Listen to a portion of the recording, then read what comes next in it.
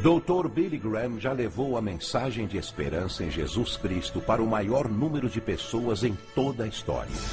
Mais de 210 milhões de pessoas em 185 países ao redor do mundo foram tocadas pela mensagem do Dr. Billy Graham. Por mais de 60 anos, ele vem fazendo com que milhares de pessoas entreguem suas vidas a Jesus. Dos povos de países mais remotos da África ao coração de Nova York, tanto para grandes chefes de Estado como para os povos mais humildes e necessitados. Hoje, o Dr. Graham compartilha conosco a mensagem de esperança em Jesus Cristo.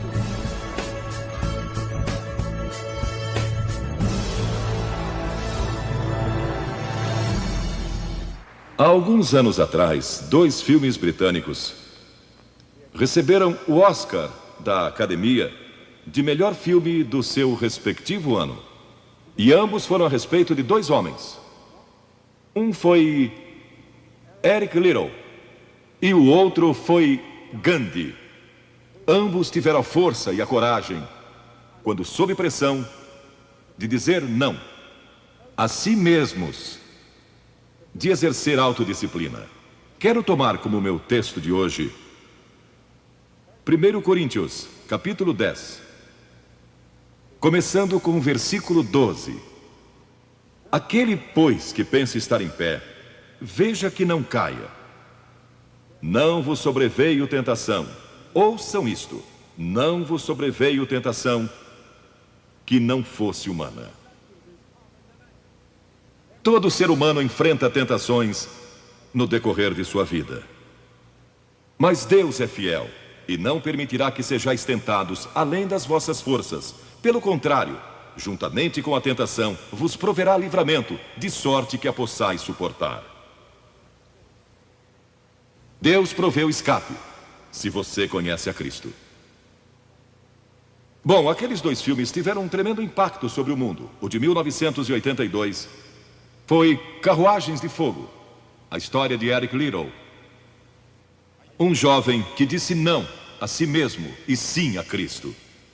Ele surpreendeu o mundo quando se recusou a correr num domingo nas Olimpíadas de Paris de 1924. E vocês todos sabem que ele disse não até mesmo ao príncipe de Gales, que lhe pediu que corresse, porque ele era o homem mais rápido do mundo nos 100 metros. Mas ele disse não, porque ia ser num domingo e era contra suas convicções bíblicas escocesas. E recentemente foi comemorado o 60º aniversário da grande vitória de Eric Liddell nas Olimpíadas, porque ele correu nos 400 metros, em que ninguém achava que teria chance, e venceu. E fizeram esse grande filme a respeito da sua vida. E o que muita gente não sabe é que a vida de Eric Liddell não se limitou àquela vitória, porque depois que se formou na Universidade de Edimburgo, quando partiu, a estação estava lotada de colegas e professores cantando "Saudai o nome de Jesus", porque Eric Liddell foi para a China como missionário. Foi capturado pelos japoneses durante a guerra e morreu num campo de concentração japonês. Mas naquele campo, ele trouxe alegria e coragem a todos os prisioneiros, pois pregou para eles e cantou para eles, ministrando as suas almas. E ouvi dizer que estão preparando um outro filme, mostrando sua vida ali, porque ele teve coragem de dizer não. O mundo ouviu falar dele, porque ele disse não àqueles que tentaram fazer com que abandonasse as suas convicções cristãs pessoais. E eu penso em William Booth, há pouco mais de 100 anos atrás, que fundou o Exército da Salvação. Ele se converteu, tornou-se um vigário, um pastor, e foi para as favelas de Londres, para as zonas da luz vermelha.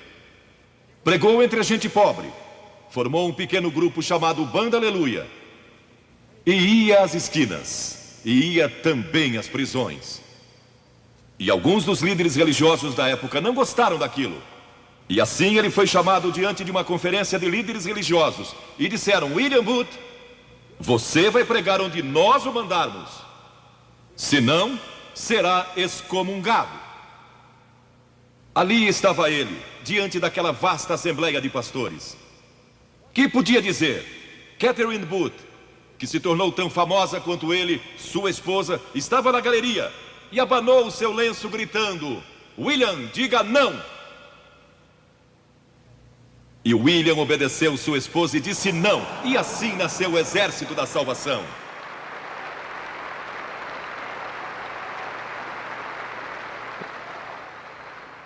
Lemos muitas histórias na Bíblia a respeito de jovens que disseram não e mudaram o curso da história. A primeira que quero mencionar, talvez nunca tenham ouvido falar. Seu nome foi Vasti e foi rainha da Pérsia. A esposa de Assuero, que reinou desde a Índia até a Etiópia. Pensem em todo o petróleo que ele tinha e provavelmente nem sabia. Um dos monarcas mais ricos que já viveu. E ele deu uma grande festa que durou muitos dias. No fim, provavelmente já bêbado, ele ordenou que sua esposa Vasti viesse e ali dançasse para todos os seus convidados. E ela assombrou aquele grupo de líderes mundiais. Ao se recusar, ela disse não. Eu não vou expor o meu corpo para esses homens. Ele mandou outra mensagem, ameaçando que ela deixaria de ser rainha e perderia seus confortos e bens materiais e toda a sua fama. Mas a sua resposta foi a mesma: não. E ela mudou a história, porque foi deposta como rainha. Nada mais sabemos. Mas por causa dela, Esther se tornou rainha e o povo judeu foi salvo. E até o dia de hoje, o povo judeu celebra um grande feriado, porque uma mulher disse não e abriu a porta para a salvação do povo judeu, porque havia um homem como Hitler, e era o primeiro-ministro do país, decidido a destruir e aniquilar os judeus. Agora, a Bíblia tem muito a dizer a respeito de sensualidade e lascívia e depravação. A palavra lascívia significa a tendência de incitar desejos sensuais. Sensualidade significa o apelo proposital aos sentidos físicos para satisfação pessoal. Talvez lendo um livro pornográfico ou assistindo um filme impróprio. A Bíblia diz que devemos nos abster das paixões carnais, da sensualidade, que fazem guerra contra a alma. Elas estão em guerra contra a sua alma e seu espírito. E a Bíblia diz que devemos nos abster delas, ficar longe delas. E então a Bíblia usa outra palavra, réprobo. Agora, isso se refere a pessoas totalmente depravadas, de consciências mortas ou cauterizadas, não sabem mais corar, perderam a capacidade de discernir entre o bem e o mal. E em Romanos 1:28 lemos: e por haverem desprezado o conhecimento de Deus, o próprio Deus os entregou a uma disposição mental reprovável para praticarem coisas inconvenientes. Ou seja, Deus desistiu deles dizendo: vão em frente, gozem toda depravação e toda sensualidade que quiserem, não vou perturbá-los. Ainda não. Mas saibam que seus pecados os acharão e prestarão contas no dia do juízo. E Paulo, escrevendo ao jovem Timóteo, disse: também estes resistem à verdade, homens de todo corrompidos, réprobos quanto à fé. Em outras palavras, rejeitaram a Cristo por tanto tempo que suas consciências se cauterizaram e seus corações se endureceram. E mesmo que o Espírito de Deus lhes fale, eles não podem ouvir. É por isso que é importante que você aceite a Cristo quando é jovem. É importante que venha a Cristo agora. Se o Espírito de Deus está falando com você, entregue a sua vida a Cristo, porque o dia pode chegar em que a sua consciência esteja morta e você não possa mais ouvir a voz de Deus. Ela disse não. Mas Vasti, você vai perder o trono, vai perder suas riquezas, pode até perder sua vida. Ela disse: minha resposta é não. Qual é sua resposta hoje àquelas coisas que são erradas? À mentira, à lascívia, à cobiça, ao preconceito racial? Qual vai ser? Você vai disciplinar seu corpo? Vai permanecer firme às convicções que Cristo e a Bíblia ensinam? Ou vai ceder e seguir pelo caminho largo que leva à destruição? Ou vai entrar pela porta estreita e pelo caminho apertado que conduz à vida eterna? Qual vai escolher? Você tem uma escolha hoje. Deus nunca vai forçá-lo a escolher. E então houve um outro jovem, um jovem chamado Daniel. E a Bíblia diz que Daniel resolveu em seu coração que não se contaminaria com as finas iguarias do rei, nem com o vinho que ele bebia. Agora, Daniel era um jovem que tinha um propósito. Ele havia sido capturado em Jerusalém. Quando o exército de Nabucodonosor invadiu a cidade, ele foi capturado e levado através de milhares e milhares de quilômetros à Babilônia. A quase 3.000 quilômetros de sua própria terra, sem aviões nem automóveis. Eram semanas de viagem. Mas ele estava resolvido a servir a Deus, e não devia ter mais de 12 ou 15 anos de idade. E Nabucodonosor, o grande rei, levara cativos de Jerusalém para a Babilônia, e ordenou que aqueles jovens, em quem não havia defeito, de boa aparência, instruídos em toda a sabedoria, fossem ensinados em sua corte, para que ele pudesse usá-los. Ele queria usar aqueles jovens judeus, porque sabia que eles tinham um dom especial. E durante o período de treinamento, mandou que lhes dessem os melhores vinhos e as mais finas iguarias, e todos os confortos disponíveis na corte de Nabucodonosor. Mas Daniel disse: não, não quero o vinho do rei, e não quero as iguarias do rei. Quero dormir no chão, não numa cama de penas. Quero viver uma vida simples e também disciplinada. Que diferença dos que mal podem esperar pelo dia em que possam sair de casa e se divertir. Mas não Daniel. Daniel estava longe de casa e ninguém saberia se ele fizesse algumas dessas coisas. Ninguém saberia se ele tivesse uma namorada e dormisse com ela, ou se embebedasse com o melhor vinho do rei. Ninguém saberia lá em Jerusalém, e ele poderia ter se tornado muito popular. Mas esse primeiro não, quando jovem, preparou-o para o grande não, quando era primeiro-ministro da Babilônia, e foi lançado na cova dos leões, porque não abandonou sua fé em Deus. Nós nos contaminamos ao comer demais, ou ao nos embebedarmos, ou ao tomar drogas, ou gastando tempo demais assistindo televisão, ou indo aos cinemas. Jesus declarou em Lucas capítulo 21: acautelai-vos, para que nunca vos suceda que os vossos corações fiquem sobrecarregados com as consequências da orgia e das preocupações deste mundo, e para que aquele dia não venha sobre vós repentinamente. O apóstolo Paulo disse: não disponhais para a carne no tocante às suas concupiscências.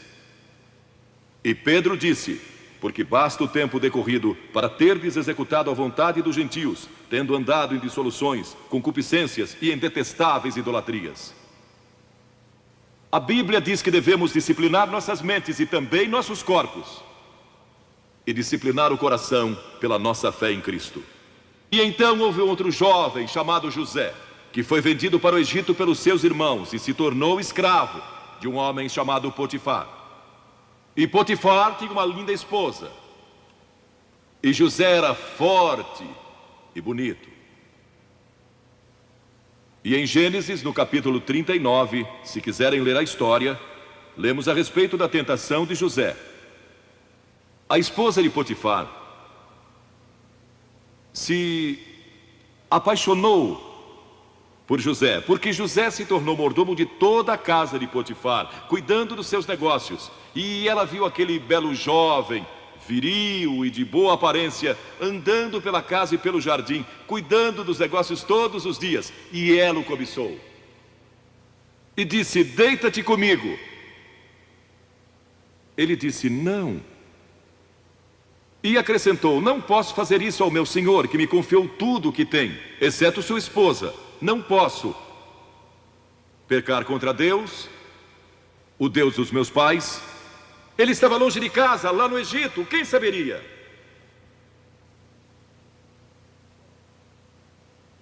Mas disse não. E quando disse não, na última vez, ela o agarrou e ele fugiu dela, deixando sua capa. E ela começou a gritar, chamando os servos e dizendo: ele tentou me violentar. O que não era verdade. Mas Potifar acreditou e mandou que ele fosse lançado na prisão.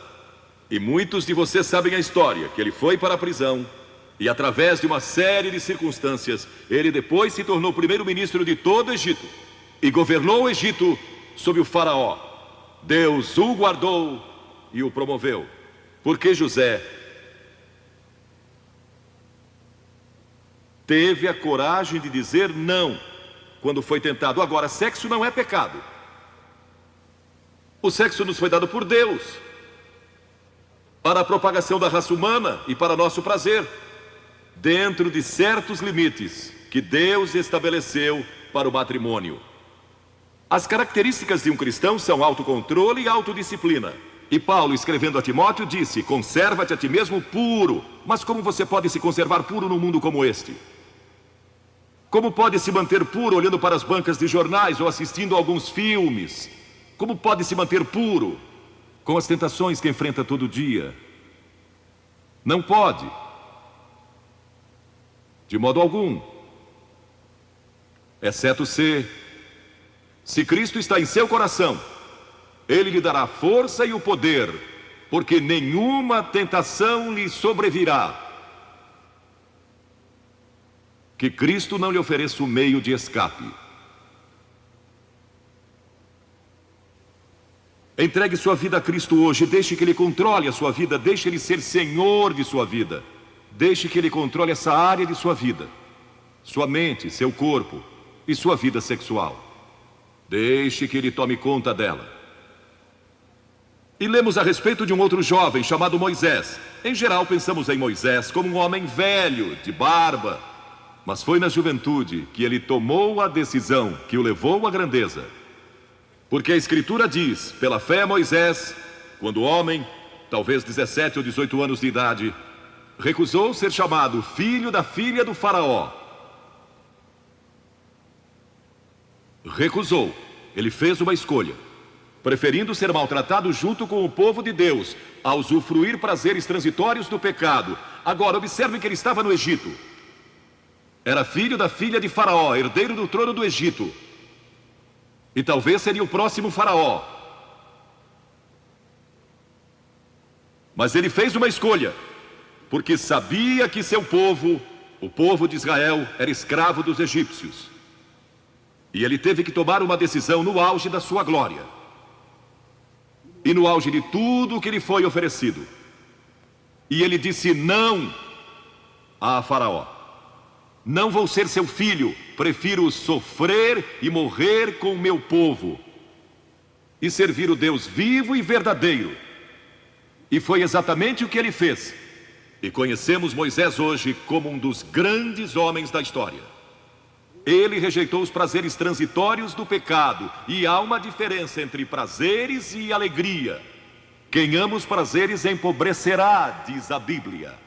E ela cita um homem que disse: entreguei meu coração à loucura e aos seus prazeres, mas tudo isso é correr atrás do vento. Quem vive em prazeres está morto, embora viva, amando os prazeres mais do que a Deus. A Bíblia diz que há pessoas que amam aos prazeres mais do que amam a Deus. É o seu caso? Você ama a Deus mais do que ama prazeres pecaminosos? Não falo de esportes e todas essas coisas maravilhosas que temos. Falo de prazeres pecaminosos. Mas a alegria é produzida pelo Espírito Santo. E há centenas de passagens que falam dessa alegria. Você pode ter alegria, mesmo quando não tem prazer. Porque a alegria é profunda. O anjo disse aos pastores naquela grande noite: não temais, pois vos trago boa nova de grande alegria, que o será para todo o povo. E mesmo no sofrimento, quando você recebe a Cristo, Deus não remove o sofrimento. Ele não remove todos os problemas e as dificuldades da sua vida. Não faz isso.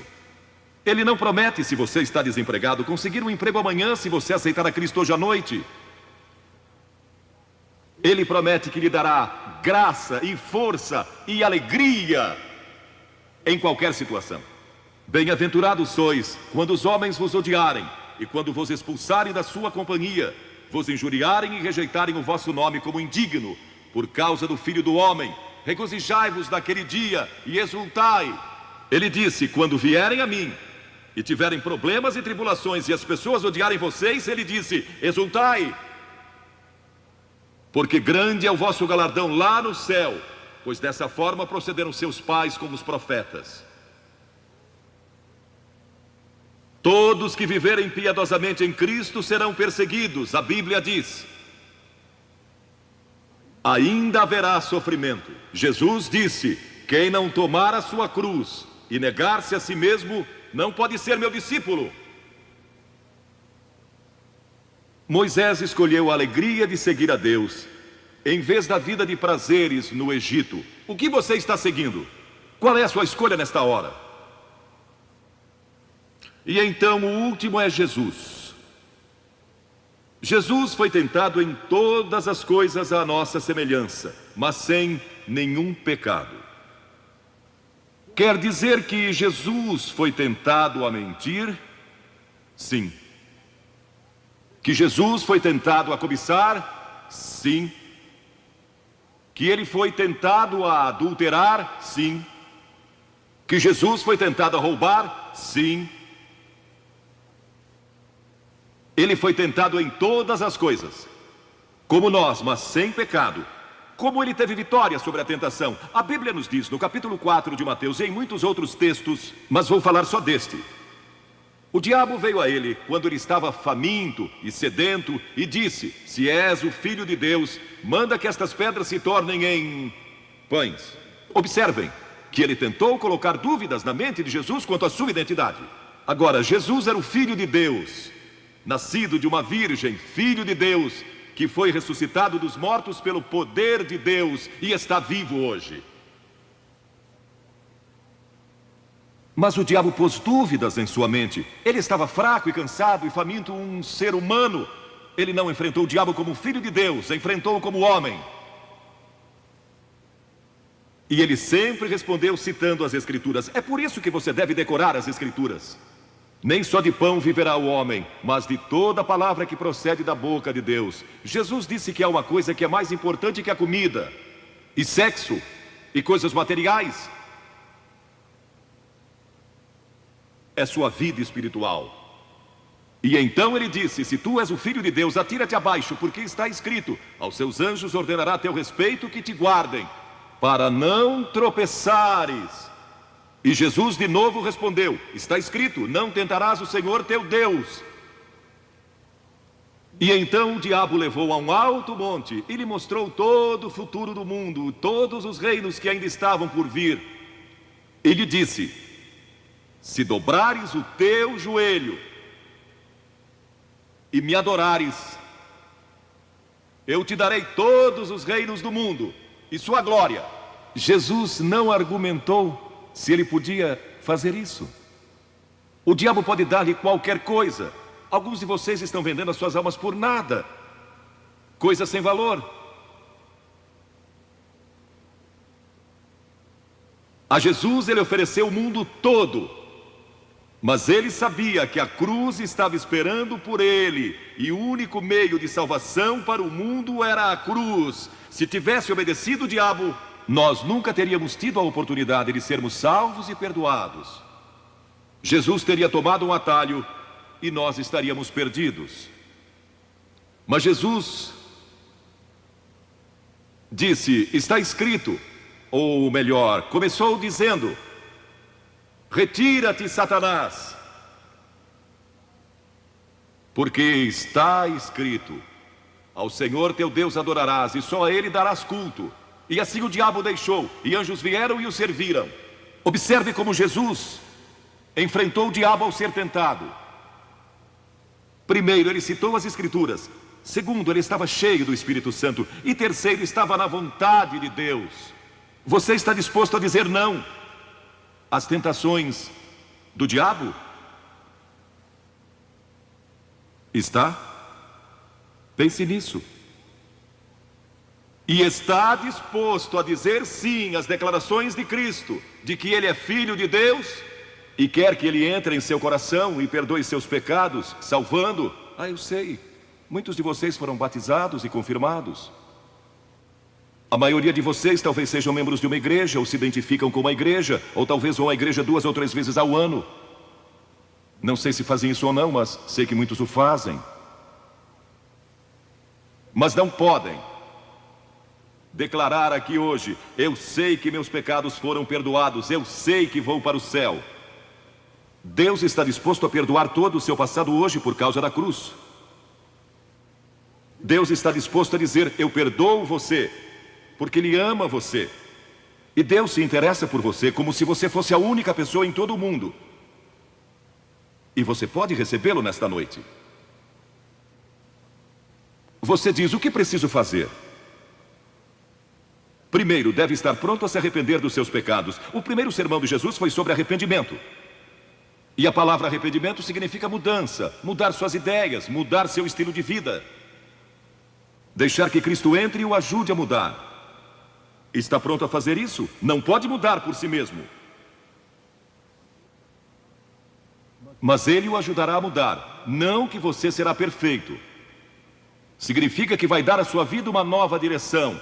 E Ele estará com você para ajudá-lo. À medida que você anda dia a dia com Cristo, você vai falhar e vai errar. Não vai ser perfeito. Mas Cristo estará com você, se estiver pronto a se arrepender. Diga a Deus: nesta hora eu pequei e me arrependo, e estou pronto a mudar. E então a segunda coisa é que você o recebe pela fé. Cliff disse há pouco que você não pode racionalizar a salvação. Há certas coisas que podemos compreender, mas muitas delas a princípio você não pode entender. Tem que vir como uma criança, dizendo: não posso entender tudo, mas eu te recebo em meu coração hoje pela fé. Pela fé que somos salvos, pela fé e não por obras, para que ninguém se glorie. Pela graça que somos salvos. E então a terceira coisa: você está pronto a sair daqui hoje dizendo: vou segui-lo e servi-lo o melhor que me for possível. Sabem, em nossa reunião em Bristol, algumas semanas atrás, estava ali um jovem de 17 anos, e ele tinha ido à autoescola aquela tarde, e pediu que seu instrutor o deixasse em um dos portões do estádio. E entre aquela multidão ele encontrou sua família, que tinha sido convidada para a cruzada. E no encerramento, ele e sua irmã fizeram o que vou pedir que vocês façam hoje. Vieram à frente e ficaram diante da plataforma, indicando que estavam entregando suas vidas a Cristo. Uma semana depois, esse rapaz de 17 anos morreu num acidente num túnel que desmoronou. Talvez vocês até tenham lido nos jornais. Ele disse sim a Cristo, nunca imaginando que em poucos dias ele estaria indo ao céu. E nós o veremos lá outra vez. Você sabe para onde iria se isso acontecesse com você?